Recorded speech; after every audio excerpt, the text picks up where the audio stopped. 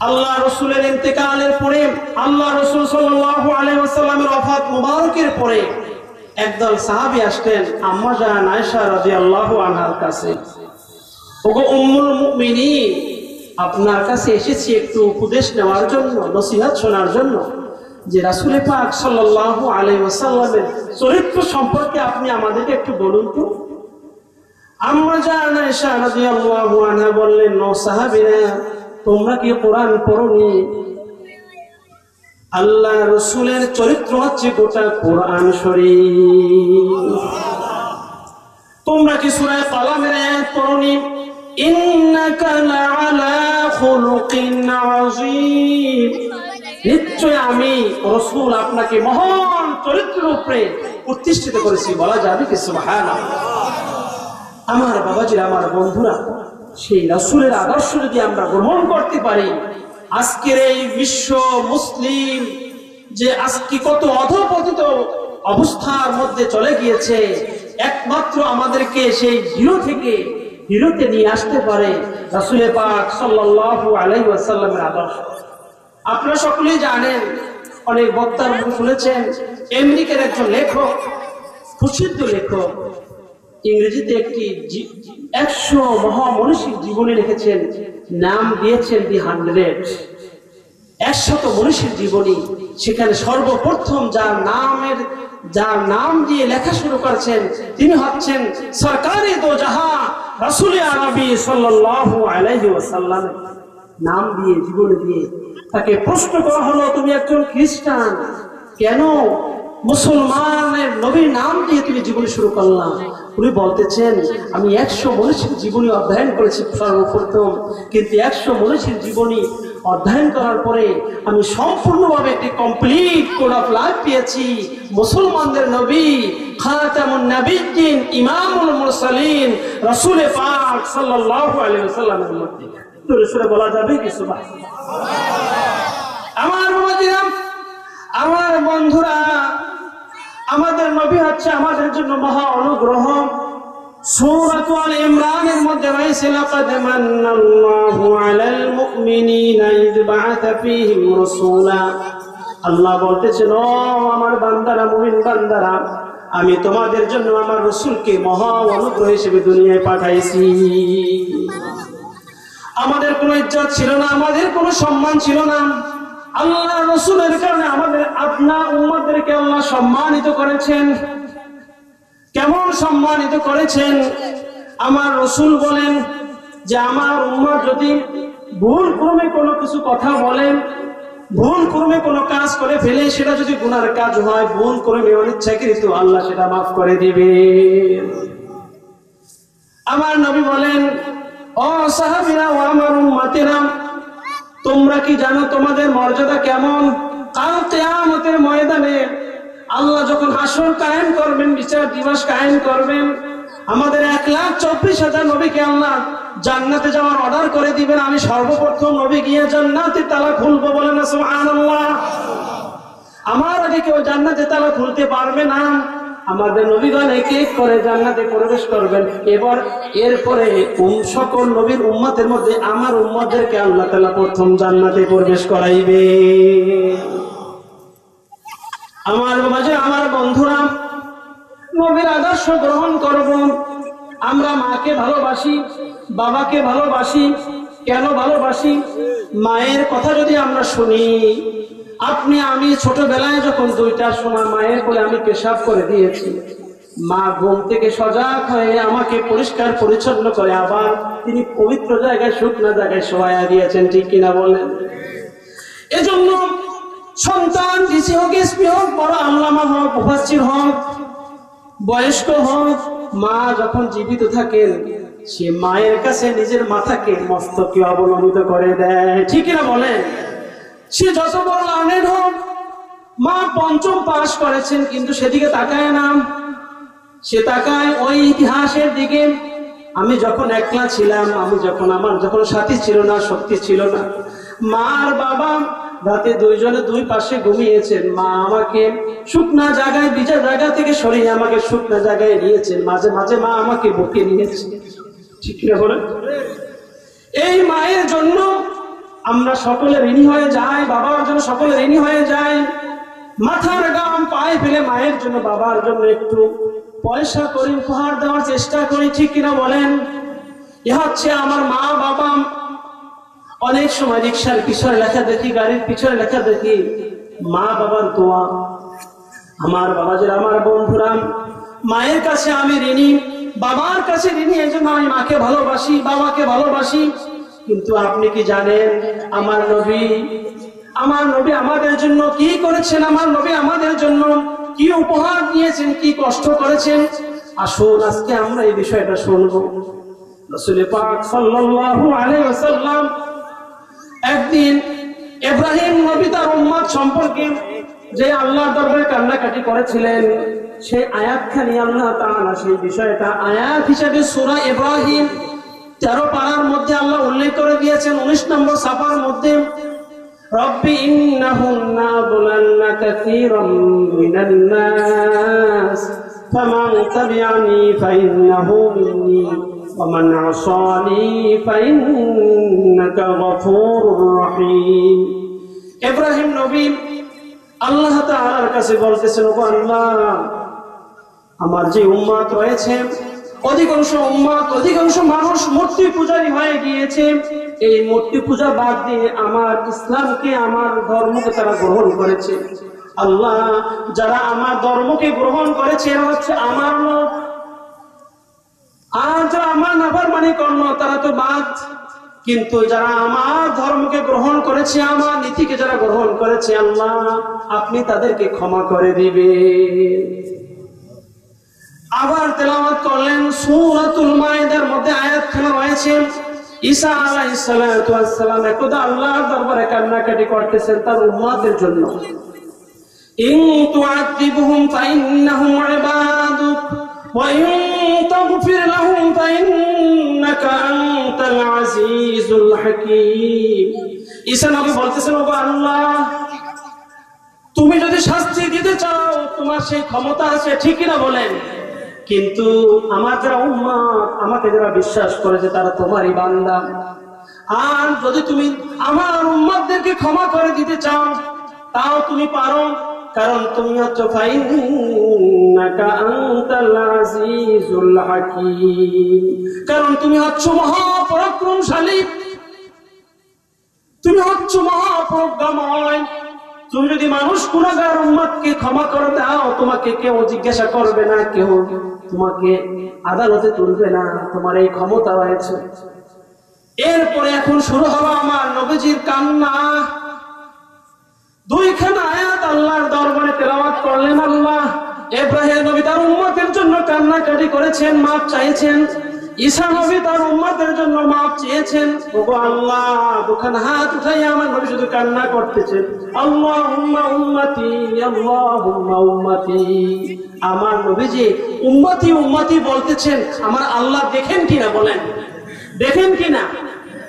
জিব্রাইলকে পাঠাইয়া দিলেন। জিব্রাইল আমার নবী হাত উঠাইয়া উম্মতি উম্মতি বলতেছে, আমি জানি, কিন্তু আমার তোমাকে পাঠাইয়া দিয়ে আমি আমার কাছে নিয়ে আবার তোমার কথাগুলো শুনবো, তোমার মাধ্যমে আমার নবীর কথাগুলো।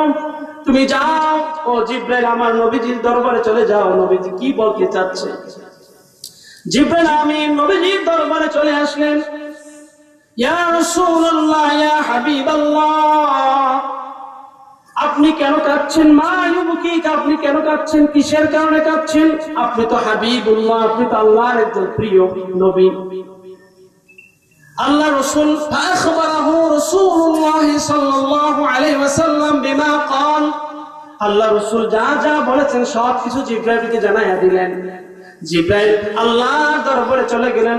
ওগো আল্লাহ, আপনার নবী, প্যারা নবী এই কথাগুলো বলেছেন।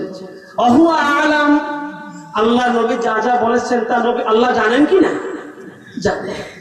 জিব্রাইল তুমি যাও, আমার নবীর দরবারে গিয়া বলবা, ইন্না সানুরদিকা ফি উম্মতিকা ওয়া ইন্না লা নাসুকা। তুমি আমার নবীজির দরবারে গিয়ে আমার মেসেজটা পৌঁছায়া দিবা যে, ও হুজুর, ইয়া রাসূলুল্লাহ, ইয়া হাবিবাল্লাহ, আপনার উম্মতের ব্যাপারে আপনাকে আল্লাহ তাআলা অচিরেই সন্তুষ্ট করবে।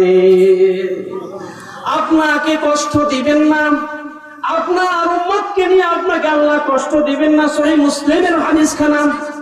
তাহলে বুঝুন আপনার নবী, আমার নবী আমাদের জন্য কত পেরেশান করেছেন। এবারে আসুন, নবীজি আমাদেরকে জাহান্নামের আগুন থেকে রক্ষা করার জন্য কিরকমের পেরেশান ছিলেন একটা উদাহরণ দিয়ে আল্লাহ নবীজি বলেছেন, মাথালি ওয়া মাথালুকুম কামাথালি রাজুলিন আওকাদা নারা। ও আমার উম্মতেরা, ও আমার সাহাবীরা, আমি তোমাদের জাহান্নামের আগুন থেকে মুক্তি দেওয়ার জন্য কতটা পেরেশান, কতটা আমার আকুলতা ব্যাকুলতা, কতটা আমার অস্বস্তি তোমরা কি জানো? আমার এবং তোমাদের দৃষ্টান্ত হলো একজন ব্যক্তির সাথে দৃষ্টান্ত, যে একটা আগুন জ্বালাইল, আগুন জ্বালানোর পরে সেখানে কীট পতঙ্গ উড়ে উড়ে এসে আগুনের মধ্যে পড়তে থাকে। আর যিনি অগ্নি প্রজ্বলনকারী সেই ব্যক্তি আগুন থেকে যাতে আগুনের মধ্যে পোকাগুলো না পড়ে সেজন্য হাত দিয়ে তাদেরকে তাড়াই দিচ্ছে। বলুন তো, হাত দিয়ে যত আমি তাড়াই তারপরও কিছু পোকা এসে লাইটের গায়ে পড়ে কিনা? আপনি যত তাড়াবেন এইগুলো এখানে এসে পড়ে।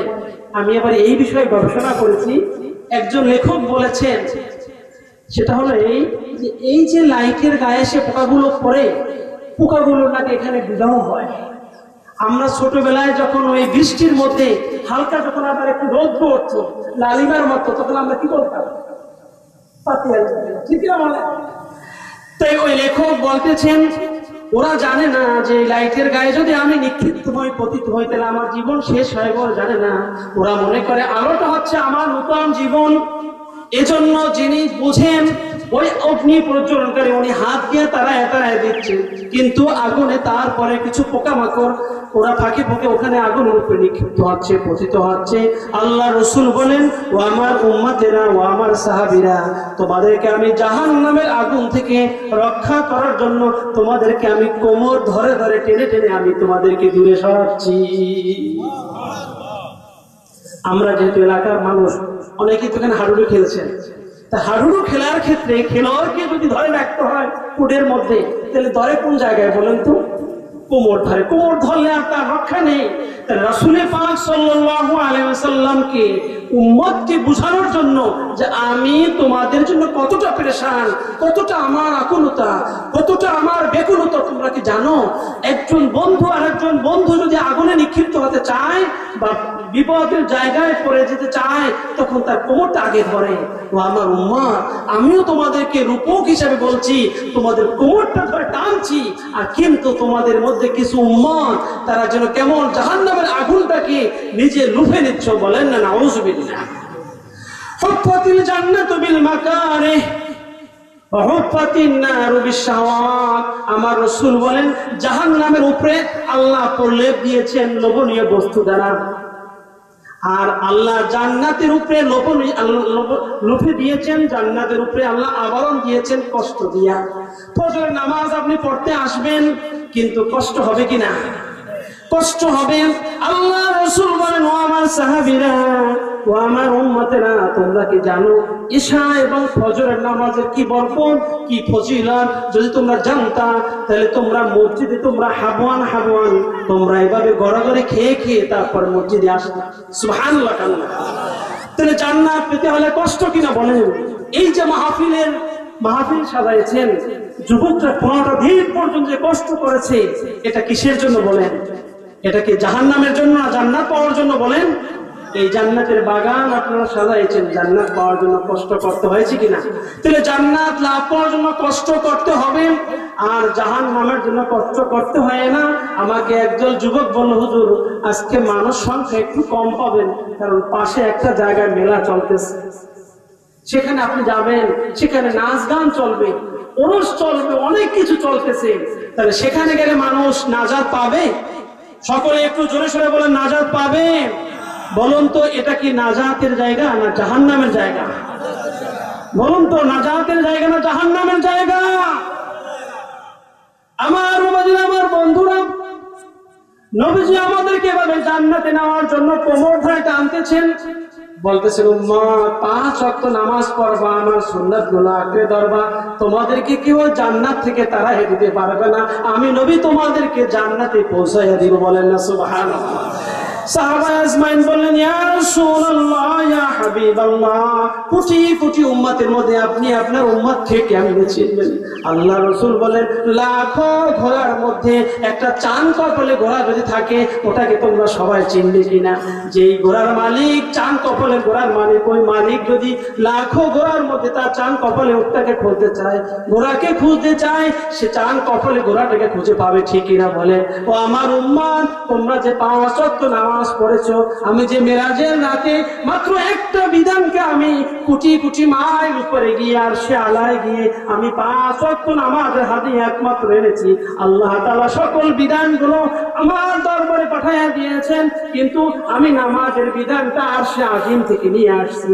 সুতরাং এই আরশে আজিম থেকে উপহার, গিফটেড একটা বিষয় 5 ওয়াক্ত নামাজটাকে তোমরা যদি পড়তে পারো, তোমরা যখন পড়বা, আদায় করবা, উযু করতে যাইবা, কপালে পানি লাগবে, হাতে পানি লাগবে, যে এই জায়গাগুলো তোমাদের পানি স্পর্শ করবে, কিয়ামতের ময়দানে ওই জায়গাগুলো শুভ্র উজ্জ্বল হয়ে যাবে। বলেন না সুবহানাল্লাহ। সুতরাং আর কোন নবীর এই উম্মতের বৈশিষ্ট্য থাকবে না, একমাত্র আমি নবী মুহাম্মদুর রাসূলুল্লাহ সাল্লাল্লাহু আলাইহি ওয়াসাল্লামের উম্মতের এই বৈশিষ্ট্য আল্লাহ দান করবেন, ঠিক না বলেন? ও আমার ওয়াজিরা, আমার উম্মত, ও আমার বাবাজিরা, আমার যুবক ভাইরা, রাসূল পাক সাল্লাল্লাহু আলাইহি ওয়াসাল্লাম আরেকটি হাদিসে বলেন, আমি তোমাদেরকে কেমন মায়া করি তোমরা কি জানো? 1,24,000 নবীকে আল্লাহ তাআলা বিশেষ একটি অথরিটি দোয়া দিয়েছেন, একটা দোয়া দিয়েছিলেন, বিশেষ দোয়ার অধিকার। সকলকে বলেছিলেন, তোমরা দুনিয়ায় যে দোয়াটা করবা সেই দোয়া তোমরা পাবা, দোয়া কবুল করা হবে। আল্লাহ তাআলা সকল নবীকে সেই অধিকার দিয়েছিলেন, সকল নবী সেই দোয়া করেছেন, দুনিয়ায় তাদেরকে আল্লাহ দান করেছেন। কিন্তু আমি নবী তোমাদেরকে এত ভালোবাসি, দুনিয়ায় সেই দোয়াটা করিনি। কারণ দুনিয়ার জিন্দেগিতে মানুষে কষ্ট পেলে আরেকজন প্রতিবেশী সে এসে সাহায্য করে, ভাই কষ্ট পেলে বোনে সাহায্য করে, প্রতিবেশী সাহায্য করে, ভাই সাহায্য করে, মামা সাহায্য করে, শ্বশুর শাশুড়ি সাহায্য করে। কিন্তু জেনে রাখো, পরকালে তোমাদেরকে সাহায্য করার মতো কোনো লোক থাকবে না, আমি নবী মুহাম্মদুর রাসূলুল্লাহ সাল্লাল্লাহু আলাইহি ওয়াসাল্লাম ছাড়া। সুতরাং আমি আমার দোয়াটাকে কিয়ামতের ময়দানে আমি শাফাআতের জন্য রেখে দিয়েছি। যত জোরে জোরে বলা যাবে কি সুবহানাল্লাহ। ইন্নী ইখতাবাতু দাওয়াতি শাফাআতান লিউম্মতি ইয়াউমাল কিয়ামাহ।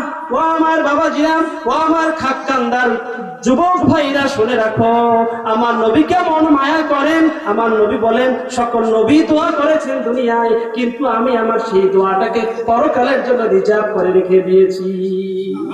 এই নবীকে ভালোবাসা যাবে কি? এই নবীকে ভালোবাসা যাবে কি? এই নবীকে আমরা যেমন মুখেও ভালোবাসবো, আমরা যেমন জোরে জোরে বলবো, ইয়া নবী সালাম আলাইকা, ইয়া রাসূল সালাম আলাইকা, আবার নবীকে আমরা আমাদের দেহের মধ্যেও আমার নবীকে জড়াইয়া ধরবো, ঠিক না বলেন?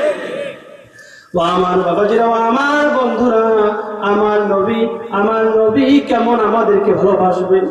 আনাস ইবনে মালিক বলেন, ইয়া রাসূলুল্লাহ, কিয়ামতের ময়দানটা বড় বিভীষিকাময়, আমি আপনাকে কোথায় গিয়ে তালাশ করব? আমি আপনাকে কোথায় গিয়ে তালাশ করব? হুজুর, আপনি কি আমাকে একটু রক্ষা করবেন? আল্লাহ রাসূল, তিরমিজি শরীফের হাদিস, আমার রাসূল বলেন, ইন্নী ফাইলু যালিকা ওয়া আনাস, তুমি যেই কথাটা বলেছো আমি তোমার কথাটা রক্ষা করব। কিন্তু নবী, আমি আপনাকে কোথায় পাবো? সেই বিশাল একটি ময়দান, কোথায় আমি আপনাকে পাবো? আল্লাহ রাসূল তাকে 3টা জায়গা বলে দিলেন, ও আনাস, কিয়ামতের ময়দানে 3টা জায়গার একটা জায়গায় তুমি আমাকে পাবা। তুমি প্রথম যাবা পুল সিরাতের জায়গায়, তুমি পুল সিরাতের জায়গায় যাবা, ওইখানে গিয়ে আমাকে তালাশ করবা। যদি পেয়ে যাও তাহলে তো আলহামদুলিল্লাহ, তোমার নসিব ভালো। ও আনাস, যদি ওখানে আমাকে না পাও, তুমি আসবা মিজানের জায়গায়। যদি মিজানে আমাকে না পাও, যেখানে সবার আমল নেকি বদি সব ওজন দেওয়া হবে, ওখানে যদি আমাকে না পাও, তাহলে তুমি যাইবা কোথায় জানো? তুমি হাউজে কাউসারের কাছে যাইবা। জোরে জোরে বলা যাবে কি সুবহানাল্লাহ? একটু মুহাব্বতের সাথে দুরূদ শরীফ পড়েন, সাল্লাল্লাহু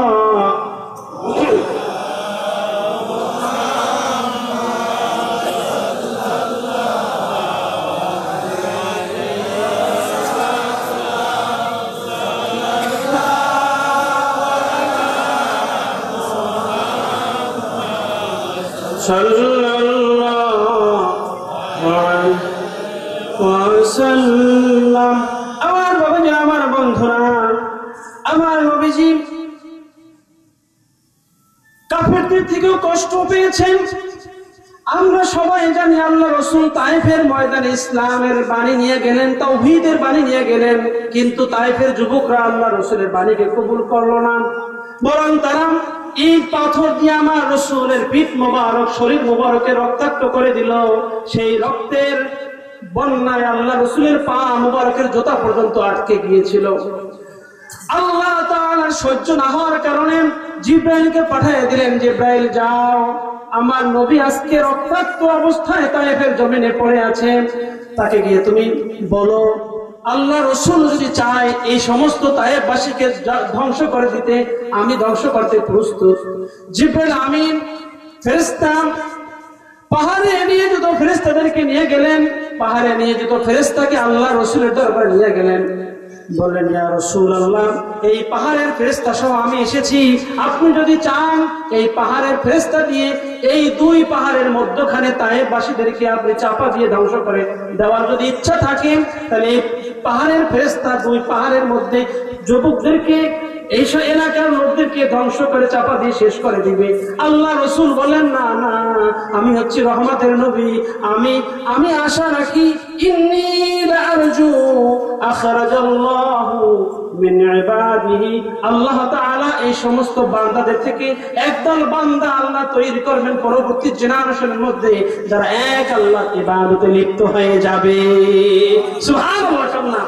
সেই তায়েফের জমিনে আব্বাস রাদিয়াল্লাহু আনহুর মাকবারা শরীফ রয়েছে, ঠিক না বলেন? আজকে সেই তায়েফের জমিন মক্কাতুল মুকাররমা থেকে দূরে, সেখানে আজকে সকলে মুসলমান, বলেন না সুবহানাল্লাহ। রাসূল পাক সাল্লাল্লাহু আলাইহি ওয়াসাল্লাম এতটা ধৈর্য ধারণ করেছে। ক্লিয়ার ভাবে যদি আমি বলতে যাই, একখানা আয়াতের মধ্যে আল্লাহ তাআলা স্পষ্ট বলে দিয়েছেন আমার নবীজির আকুলতা কেমন। ফালাআল্লাকা বাকিউন নাফসাকা আলা আথারিহিম, মনে হয় যে নবী যারা ঈমান আনেনি, আপনার কথাগুলো যারা শোনেনি, আপনি আফসোস করতে করতে নিজেকে শেষ করে দিবেন। তাহলে এখন বুঝুন আমার নবী সকল মানুষের পিছনে কিভাবে লেগেছিলেন যে মানুষগুলো যেন একটু ঈমান আনে, একটু দাওয়াতকে কবুল করে। আবু তালেব নিজের চাচাকে বলেছিলেন, চাচা আপনার ঋণ আমি পরিশোধ করতে পারবো না, কিন্তু আপনি যদি ঈমান না আনেন তাহলে আমি পরকালে আপনার কিছুই করতে পারবো না, একটু শুধু বলেন লা ইলাহা ইল্লাল্লাহ। কিন্তু আপন চাচা আবু তালেব সেটা বলেননি, কিন্তু আল্লাহ রাসূল চেয়েছিলেন একটু তাওহীদের কালিমা উচ্চারণ যদি আমার চাচার মুখ থেকে বের হয়ে যায়, তাহলে আমি কিয়ামতের ময়দানে আল্লাহর দরবারে সুপারিশ করব, আল্লাহ তোমাকে তো সে বিশ্বাস করেছে, তুমি একটু আমার চাচাকে জান্নাতে দাও। সুবহানাল্লাহ। কিন্তু চাচা ঈমান কবুল করেনি, তাওহীদকে কবুল করেনি। ও আমার বাবাজিরা, আমার বন্ধুরা, আমার নবীজির কষ্ট উম্মতের প্রতি কেমন। সূরা তাওবা 128 নম্বর আয়াতের মধ্যে আমার আল্লাহ বলেন, লাকাদ জাআকুম রাসূলুম মিন আনফুসিকুম আজিজুন আলাইহি মা আনিতুম। আমার আল্লাহ বলেন তোমাদের নবী এমন একজন নবী, তোমরা কষ্ট পেলে নবী দুঃখিত হন। সুবহানাল্লাহ। ছেলে কষ্ট পেলে মা ব্যথা পায়। বিদেশেতে ছেলে মারা গেলে সবার পাড়া পড়শি জানার আগে জানে, সবার আগে মায়ের কলিজে একটা আঘাত লাগে, মানে মায়ের কলিজে কি লাগে? আঘাত লাগে। কিন্তু আমার নবীদের সাথে আমাদের উম্মতের একটা আকর্ষণ আছে। হুসাইন আহমদ মাদানী রহমাতুল্লাহ আলাইহি একজন লোককে বলেছিল, তুমি তো আল্লাহ রসুলের যে একটা কানেক্টিভিটি তোমার দিলের সাথে আছে, তুমি তো বিশ্বাস করো না, তুমি আজকে বলো আমি এটা বিশ্বাস করি না। তাহলে আমি হুসাইন আহমদ মাদানী যে বিনা তারের যে কি কানেকশন, নূরের আলোর যে শক্তি তোমার মধ্যে আর নবীর মধ্যে রয়েছে, সেটাকে আমি কেটে দিলে তুমি জাহান্নামে চলে যাবা। বলেন না নাউযুবিল্লাহ। এটা দলিল কোথায় পাইলাম? একটু পরেই আমি সে বিষয়টা আপনাদেরকে জানাবো। তাহলে আমার নবী এমন একজন নবী, আমাদের মতন উম্মতরা কষ্ট পেলে নবী দুঃখিত হন। এজন্য কোন একজন কবি বলেছেন, মন যদি দিতে হয় নবীকে দিও। বলেন সকলে, মন যদি দিতে হয় নবীকে দিও, ভালো যদি বাসতে হয় নবীকে বাসো। তোমার দুঃখ যাতনা, তোমার দুঃখ যাতনা যিনি সইতে পারেন না। জোরে জোরে বলা যাবে কি সুবহানাল্লাহ? এক হাত জায়গায় বলেন ইয়া রাসূলুল্লাহ, এক হাত জায়গায় বলেন ইয়া রাসূলুল্লাহ, ইয়া হাবিবাল্লাহ। আমার বাবাজিরা, আমার বন্ধুরা, আমরা এমন একজন নবী পাইলাম, এমন একজন নবীর উম্মত হইলাম যে নবী আমাদের কষ্টে তিনি কষ্ট পান। হারিসুন আলাইকুম, যিনি আমাদের জন্য হিতাকাঙ্ক্ষী, আমার উম্মত যেন সব জান্নাতে চলে যায়। আলাইকুম বিল মুমিনিনা রাউফুর রহিম, এবং মুমিনদের জন্য তিনি পরম দয়ালু। আমার আল্লাহ দয়ালু, আর আমার আল্লাহ নবীজির সামনে দুইটা তার সিফাতি নাম ব্যবহার করেছেন, রাউফুর রহিম। যে নবীজিও তার উম্মতের জন্য দয়ালু, তাদের ক্ষেত্রে বলা যাবে কি সুবহানাল্লাহ?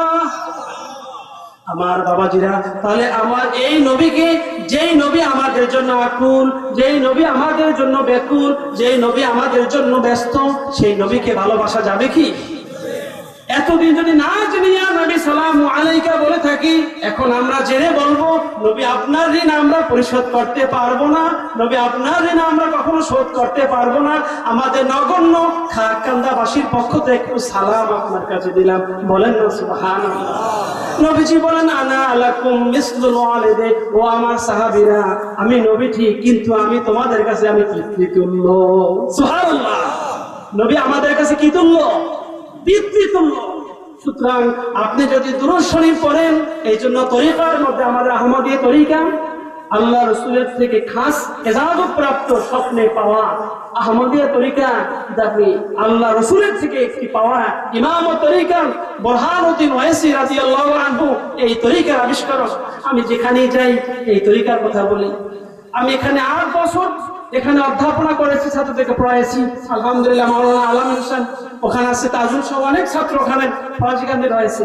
এখন আমি সিলেটে, কিন্তু আমি যখনই মোনাজাতটা করি, এই ইমাম তরিকা আব্বুজান এদের জন্য আমি দোয়া করি।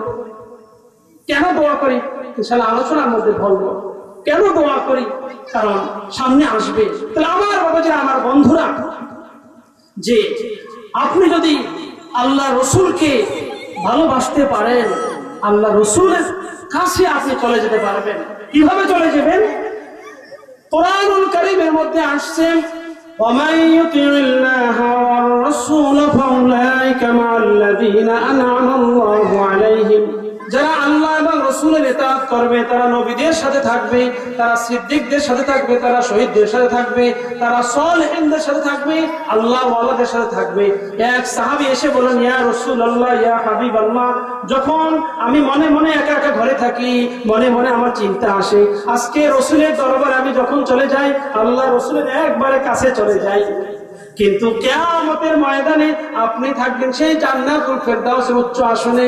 জান্নাতের মধ্যে 100টি তবকা থাকবে, সেই তবকার 100 নম্বর উপরে তবকায় থাকবেন আমার রাসূল পাক সাল্লাল্লাহু আলাইহি ওয়াসাল্লাম। আল্লাহ রাসূল বলেন, ও সাহাবী, শুনে রাখো, তুমি যাকে ভালোবাসবা তার সাথেই তোমার জান্নাত হয়ে যাবে। ও সাহাবী, তুমি চিন্তা করো না, তুমি টেনশন করিও না। আমি নবী ঘোষণা দিলাম, সহিহ বুখারী শরীফের হাদিস, আল মারউ মা মান আহাব্বা, যেই ব্যক্তি যাকে ভালোবাসে সে তার সাথেই থাকতে পারবে। সুবহানাল্লাহ। আনাস রাদিয়াল্লাহু আনহু বলেন, এক সাহাবী এসে বলল, ইয়া রাসূলুল্লাহ, ইয়া হাবিবাল্লাহ, মাতা সাআ, কিয়ামত কবে হবে? আল্লাহ রাসূল বলেন, মা আ'দাদতা লাহা, ও সাহাবী, কিয়ামতের জন্য তুমি কি তৈরি করেছো? একবার ছাত্র দেখবে, হুজুর পরীক্ষা কবে হবে? তখন জিজ্ঞেস করে, হুজুর পরীক্ষার জন্য কি পড়াশোনা করবে? কিছু করতে পারি না হুজুর, কারণ যে ব্যস্ততা, যে মোবাইল আমরা পাইছি, এই মোবাইল হুজুর রাত্র 10টার পরে শুরু হয়ে আমার মোবাইল দেখা দেখি, পর্ব কোন সময় পাড়ার ছেলে মেয়েদের সাথে, ছেলেদের সাথে আড্ডাবাজিতে লিপ্ত হই, যত ধরনের গেমস আছে হুজুর খেলতে খেলতে সময় চলে যায়। যখন পড়া টেবিলে বসি, মাথায় আর কিছু ঢোকে না, সব ওই সিনারি গুলো ভেসে আসে। এই ধরনের কিছু যুবক, কিছু পোলাপান আমাদের সমাজে আছে কিনা? আমি অভিভাবক হিসেবে আপনাদেরকে বলবো, আজকে যদি আপনারা কন্ট্রোল না করতে পারেন, আপনি দোয়াগীর সন্তান কেমনে রেখে যাবেন? দোয়াগির সন্তান লিখে দেওয়ার জন্য সন্তানকে আজকে আমাদের ডিজিটাল যুগে মোবাইল দিতে হবে, এটাকে আমরা রোধ করতে পারবো না, কিন্তু এতটুকু কথা বলতে পারি বাবা কি, বাবা তুমি খারাপ কিছু দেখো না। এই চোখ ইন্না সামআ ওয়াল বাসারা ওয়াল ফুআদা কুল্লু উলাইকা কানা আনহু মাসউলা, এই চোখ আল্লাহ দিয়েছেন আমানত স্বরূপ, কান দিয়েছেন আমানত স্বরূপ, তোমার অন্তরটা দিয়েছেন আমানত স্বরূপ। তুমি এই চোখ দিয়ে খারাপ কিছু দেখবে না, কান দিয়ে খারাপ কিছু শুনবে না, অন্তর দিয়ে কোনো খারাপ কথা কল্পনা করবে না। এতটুকু নসিহত যদি ছেলেকে করি মেয়েকে করি, ইনশাআল্লাহ যদি আদর্শবান বাবা হয়ে থাকে আর দরদ মাখা দেল দিয়ে যদি সে যদি ছেলে মেয়েকে কথাগুলো বলে, ওই ছেলে মেয়ে বাবার কথাগুলো শুনবে কিনা বলেন। কিন্তু এই নসিহত আমরা করতেছি না। আজকে প্রতিষ্ঠানগুলো আপনারা বলেন, যখন আপনারা যখন পড়াশোনা করেছেন কিছু কিছু টিচার ছিল নসিহত করতো, ঠিক কিনা বলেন, কিন্তু আজকে সেই স্কুলগুলোতে মাদ্রাসাগুলোতে নসিহত আস্তে আস্তে উঠে যাচ্ছে। কিন্তু আমার ঘরটাকে আমি একটা বিদ্যালয় বানাবো, আমার ঘরটাকে একটা আদর্শ বিদ্যালয় বানাবো।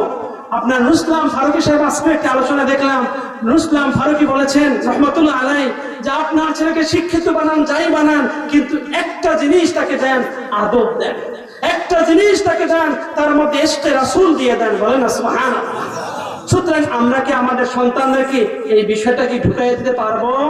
একটু হাত দিকে জাগিয়ে কি ওয়াদা করেন ইনশাআল্লাহ, সকলে বলেন ইনশাআল্লাহ। রক্ষা নাই, সমাজ চলে যাচ্ছে অধঃপতনের দিকে। কিন্তু আপনি যদি আপনার ঘরের মধ্যে একটি আদর্শ নসিহতের কেন্দ্র বানান, ইনশাআল্লাহ আপনার সন্তান তো ভালো হবে, সমাজের মধ্যে নাই। আল্লাহ যদি রহমত করে বিশ্ব পরিমণ্ডলে ডক্টর ইউনূসের মতো যেমন বিশ্ব জগতে একজন নোবেল বিজয়ী ডক্টর আপনার ছেলেও হতে পারে, সে তার চেয়েও যুগ বিখ্যাত আদর্শ একজন মানুষ। আল্লাহ কবুল করবো, আমিন। এজন্য আমার আল্লাহ দোয়া শিখিয়ে দিয়েছেন, রব্বানা হাব লানা মিন আজওয়াজিনা ওয়া যুররিয়াতিনা কুররাতা আ'য়ুনিন ওয়াজআলনা লিল মুত্তাকিনা ইমামা। ওগো আল্লাহ, আমার ঘরে যে আমার স্ত্রী রয়েছে, খালা হোক সুন্দরী হোক, আমার স্ত্রী আমাকে যে সন্তান দিয়েছো, ছেলে হোক মেয়ে হোক, সকলকে আমার নয়ন জুড়ানো সন্তান বানাইয়া দাও। এই দোয়া শিখিয়েছেন কে? দোয়া করার আদেশ দিয়েছেন কে? আমার বাবাজান, আমার বন্ধুরা, আসুন আমি যে কথায় আমার কথা শুরু করেছিলাম, আনাস ইবনে মালিক বলেন, এক সাহাবী এসে আল্লাহ রাসূলকে বলেন, কিয়ামত কবে হবে? আল্লাহ রাসূল বলেন, কিয়ামতের জন্য তুমি কি তৈরি করেছো?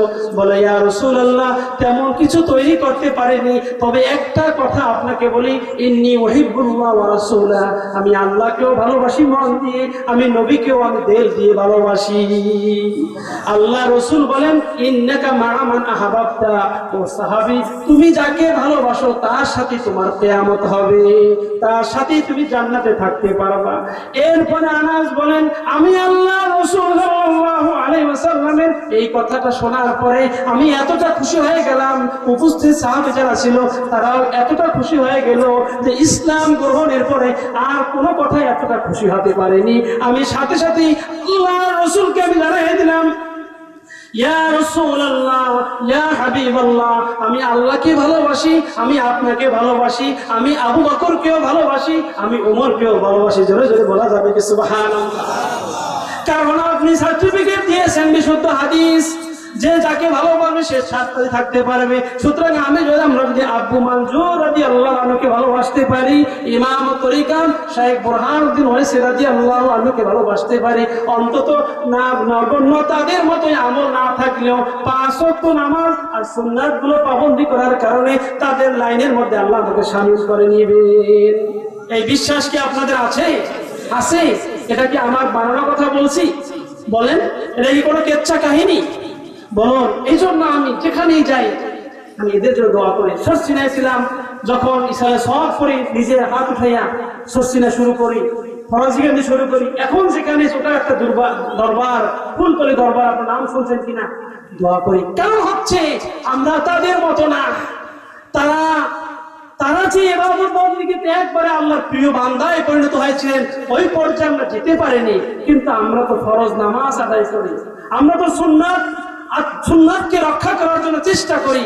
অন্তত এতটুকু নিয়ে আর তাদেরকে যদি ভালোবাসা দিতে পারি, আল্লাহ চাহে তো এই উসিলায় আমাদেরকেও তাদের কাতারের মধ্যে শামিল করে নেবেন ইনশাআল্লাহ। আমার বন্ধুরা, আমার বাবাজিরা, আসুন তাহলে রাসূলুল্লাহ সাল্লাল্লাহু আলাইহি ওয়াসাল্লামের প্রেম যেমন আমাদের মধ্যে থাকবে, তেমনি আল্লাহ রসুলের আদর্শ আমাদের মধ্যে থাকবে। কারণ প্রেম যদি না থাকে তাহলে তাকে মানুষ অনুসরণ করে না। আপনি যাকে ভালোবাসবেন তাকে আপনি অনুসরণ করবেন।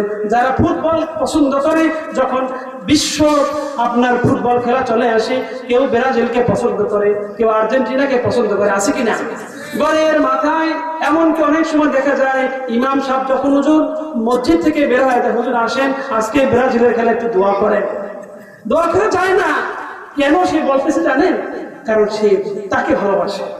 সে খেলায় এমন মত্ত হয়ে গেছে, কোন জায়গায় দোয়া করা যাবে আর কোন জায়গায় দোয়া করা যাবে না ওই ভালোবাসার কেউ তার খেয়াল থাকে না। লাইলি মজনুর কাহিনী এটা বিশুদ্ধ কাহিনী, অনেকে যদি এটাকে বাতিল বলে, কিন্তু আমি নিজ চোখে পড়েছি বিশুদ্ধ কাহিনী, যদিও আজকে আপনাদেরকে কিতাবের নাম বলতে পারবো না। লাইলি আর মজনু, মজনু ছিল একজন বাদশার ছেলে, কিন্তু লাইলি যদিও কালো ছিল কিন্তু সে তার প্রেমে পড়েছিল। তা সম্মানিত হাজিরিন, যে যাকে ভালোবাসে সে তাকে মহব্বত করে। ব্রাজিলকে ভালোবাসে, ব্রাজিলের পতাকা, ব্রাজিলের গেঞ্জি, জার্সি সব, এমনকি ওই যে গেঞ্জির মধ্যে মেসির ছবিটা থাকে, নামাজ পড়তে আসে, সে জানে না যেই ছবিতে, যেই গেঞ্জিতে ছবি থাকবে সেখানে তার সাথে রহমতের ফেরেশতা থাকে না, ঠিক না? কিন্তু তার জানা নাই, কিন্তু ওই যে সে প্রেমিক হয়েছে, এখন সে তার প্রেমাস্পদকে কাছে রাখবে, এটাই নিয়ম। যারা নবীকে ভালোবাসে তারা নবীকে কাছে রাখে। আব্দু জানের কাসিদাগুলো যদি আপনি পড়েন তাহলে আপনি দেখবেন যে নবীকে তিনি কিভাবে বুকের মধ্যে জড়ায় দিয়েছেন। আমার সেই কাসিদাগুলো বলার সময় নেই। সম্মানিত হাজিরিন, তাহলে যে যাকে ভালোবাসে সে তাকে আপনার অনুকরণ করে, মহব্বত করে। এই জন্যই রুয়াইম একজন বিখ্যাত আলেম, উনি মহব্বত ভালোবাসার সংজ্ঞা দিয়েছেন যে আল মুওয়াফাকাতু ফি জামিল আহওয়াল। আল্লামা ইবনু রজব হাম্বলি রাহিমাহুল্লাহ তিনি তার কালিমাতুল ইখলাস কিতাবের মধ্যে সংজ্ঞাটার অর্থ করেছেন এইভাবে যে মুহাব্বত, প্রেম, ভালোবাসার অর্থ হলো যিনি প্রেমিক তিনি তার প্রেমাস্পদের সকল কিছুতে একাত্ম ঘোষণা করবেন, সকল কিছুতে একাত্ম ঘোষণা করবেন। এজন্য কোন আল্লাহর ওলির জীবনীতে এটা পাই, যখন তাকে বলা হলো কুমড়াটা কাটেন, সামান্য জিনিস বলতেছি, তখন উনি বললেন আমি কিভাবে কুমড়া কাটবো, আমি আল্লাহ রসুলকে তো দেখি নাই এবং জানি না, এই জন্য ওটা আমি দেখি নাই, ওটা আমি কাটতে পারবো না। তারা আপনার জিনিসকে পর্যন্ত ইত্তেবা করতে করতে যেই জিনিসটার মধ্যে কোনো সব বা গুনাহ কিছুই নেই, সেই জিনিসটাকেও তারা প্রেমাস্পদের সাথে সম্পর্ক রাখার জন্য ওইটাকে তারা অনুকরণ করতেন। আল্লাহ রসুল কেমনে চেষ্টা করছেন বলেন না সুবহানাল্লাহ। আমার বন্ধুরা, যে কথাটা বলতেছিলাম যে রাসূল পাক সাল্লাল্লাহু আলাইহি ওয়াসাল্লাম, রাসূল পাক সাল্লাল্লাহু আলাইহি ওয়াসাল্লামকে আপনি প্রেমিক, প্রেমাস্পদ বানাইছেন, আপনি প্রেমিক, তাহলে আপনার কাজ হচ্ছে আল্লাহ রসুলের যেমনি ভাবে আপনি জবান দিয়ে ভালোবাসবেন, তেমনি আল্লাহ রসুলকে আপনি সব জায়গায় আপনি ধারণ করে নেবেন, আল্লাহ রসুলকে আপনি বুকে ধারণ করবেন। কথা কি বুঝছেন?